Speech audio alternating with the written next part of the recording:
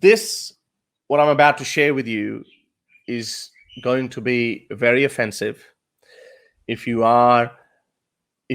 get offended easily, and again, you're not going to be taking offense from what I'm going to say to you, but actually what I'm going to share with you, what some people say, some respected Islamic clerics, what kind of views they held. Now, I'm going to try to speak between the lines, because if I actually say it as explicitly as it's written, I might actually get in trouble. So try to understand that and try to read what's actually written. And some part I would actually be able to speak more openly, but some of that is so disgusting that you won't be able to tolerate that. You would be disgusted. And a couple of people I've actually shown this to, they said that they threw up. Now, this guy is called Ashraf Ali Thanvi. He's one of the most respected Babaji in Indian subcontinent. He died in 1943 or 44, so just before the independence of India and Pakistan. He wrote a book which I have been told used to be gifted to new brides, that this is how you should live your life. That book is called Bahishte Zever, which means heavenly ornaments. There's an Urdu version of that too. And I obviously haven't read this book. I mean, I don't have time to read these crappy books, but some excerpts have been shared, and a couple of them actually came from an Islamic scholar. He actually sent them to me. He said he can't talk about them openly, but Harris, can you talk about them? Okay, this one is not funny. This one is actually very disgusting. It's the first one that I'm going to share with you, and I'm going to try to be not as explicit as it says. So read that. Now here, this man is actually telling you when bath become obligatory. So he's actually telling you, if you do this, then you have to have a bath. If you do this, if you don't do this, then you don't have to have a bath. So have a look what he says. He says, if a man has intercourse with an underage woman, meaning girl, a child, kind of like Aisha, he's saying bath will not become obligatory on the condition that semen does not come out, or you are afraid that if you have intercourse, then her private parts will become connected. So you are afraid that if you have intercourse with her, and that might damage her so much that her private parts will become they will become one, because it will be ripped. If you don't have sex out of that fear, but if you do end up having sex, then bath becomes obligatory. So he's not saying that you shouldn't have sex. This is disgusting. You shouldn't have sex with a child. But here he's saying he's only telling you when you should have a bath and when you shouldn't have a bath. That is the filth written by this man, revered man, Ashraf Ali Thanvi, in his book. And that book, you can probably find that book in the Library of London, in the Library of New York, and you can find these books easily available everywhere.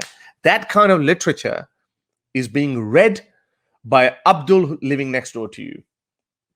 Probably not. Most Muslims actually don't follow this. And let me give you a disclaimer that this is actually not in the Quran. There's no place that explicitly actually says. There is one verse, I think 65:4, that does say who you can divorce, and that includes underage girls as well. So that means prepubescent girls, which means that obviously you have to get married in order to be able to divorce them. So that verse, it has a couple of different interpretations as well. I'm not going to go into that, but this kind of crap is actually not in the Quran. But because there's so much other crap in the Quran, and like vague verses like the one I just mentioned, 65:4, these clerics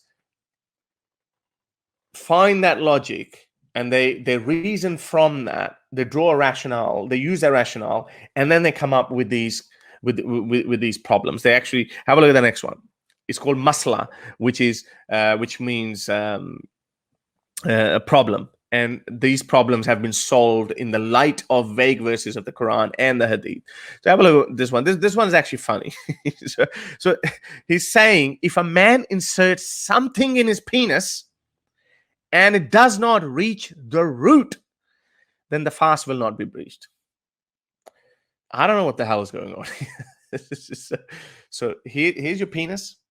For some reason, you decide to insert something in it. And this is a little toothpick or something you're inserting. You're inserting that in it. It goes a little bit inside, a little bit inside. But as long as it doesn't go all the way to the root, then your fast will not be breached, meaning, you haven't broken your fast. And hence there's no you don't have to do any kafala, which is like a making up or compensation for breaking the fast. So your fast is not actually broken. I don't know what kind of fantasy this guy had, but anyway, have a look at the next. Now this is another filthy one. If anyone commits sexual intercourse with a dead woman or with a minor girl who does not excite passion, or with an animal, or embraced or kissed someone, or masturbated, and in all such cases semen comes out, then the fast will be disrupted, meaning broken, but no recompensation will be due. So he hasn't said, notice one thing, he's not saying that, you should be punished for it. This is haram. You shouldn't do these things. No, he's not saying any of that. What he's saying is that your fast will be broken. But, it won't be broken to an extent that you have to recompensate. Meaning, normally they say, for example, if I'm fasting and I break my fast before sunset, before it's due time, I get hungry. I say, screw this. I'm going to eat this pakora or this biryani. I'm going to eat it. So then, because I breached my fast, I will have to recompensate by having 30 more fasts. So I will have to fast 30 more times as a punishment. But in this case, there will be no punishment. Not actually a criminal punishment for violating a dead woman's corpse or an animal or a little child, but it will be, you will have to have, hang on. The other part was, if you've had sex with a child, but it did not excite passion, meaning you didn't enjoy it. So if you didn't enjoy it, then it's not considered as a punishable offense. I'm not saying it. This guy is saying it. This is in his book. This is an actual screenshot. Ashraf Ali Thanvi. Remember the name. Very, very big cleric. Very respected cleric. Have a look at this one. Now, this is another filthy one. If an unmarried girl becomes pregnant by illegal sexual intercourse, that this doesn't mean consensual sex and sex before marriage. It doesn't mean that. It actually means, by illegal sexual intercourse, he means rape. If an unmarried girl becomes pregnant by illegal sexual intercourse, her marriage is permissible, but in such case, it's not permissible for the husband to have sexual intercourse with her till her child is born. So what he's saying, if a woman is raped and she falls pregnant, man can marry her, but he cannot have sex with her until the child is born. You might be saying, well, Harris, it didn't actually say rape. I'll tell you why, because in the next sentence, what he's saying, if she is married with the same person who committed the rape, see, now the word rape is used. If she's married with the same person who committed the rape, then it is permissible for him to have sexual intercourse with her. So if he's not married and rapes someone and she falls pregnant, he's not allowed to have sex with her, but he can marry her, but he cannot have sex with her until the child is born. But if her rapist is her husband, then it doesn't matter. He can keep having sex with her. Doesn't matter. Pregnant, no pregnant, baby born, no problem. He can continue having sex with her. And then they ask us, this is why there's no marital rape. There's no marital rape in Islam. Yes, again, this is not written in the Quran, but again, the logic has been derived from Quran and the Hadith and the Sunnah of the Prophet. These guys didn't just pluck it out of thin air. They actually believed in it. So that is this guy. This book is Bahishte Zever, Heavenly Ornaments. It's quite common. It's a very popular book. As I said, a lot of people have told me that a lot of women used to be given that as a dowry. Here, read this. This is an instruction of, this is a guidebook of how to become a good wife. But this guy didn't just say all the ridiculous things, as I showed you. He had some really weird fantasies, like if a man inserts something in his penis and it does not reach the root, then the fast will not be breached. But he had some other things as well. You know, he had a how-to book as well. In the same book, what he says, how to enlarge your penis. Now, I picked that up from Mufti Abu Layth's stream. How to enlarge your penis halal style.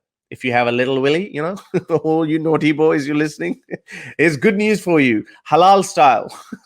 Abdul, you know, now you can have a big one, big ding dong. So, look what is it. So go to a graveyard and bring back 7 big ants. So, you know, not the little one is not going to do, because, you know, you got to have a big one if you want to have a big long. You got to find a big ant, the biggest one, the big fat one. If you want to have girth, then it has to be fat. So you have to find 7 big ants, not 8, not 6, 7, have to be 7. Kill them one by one, you know, pick them up and make sure you hear that click, crunchy noise. Kill them one by one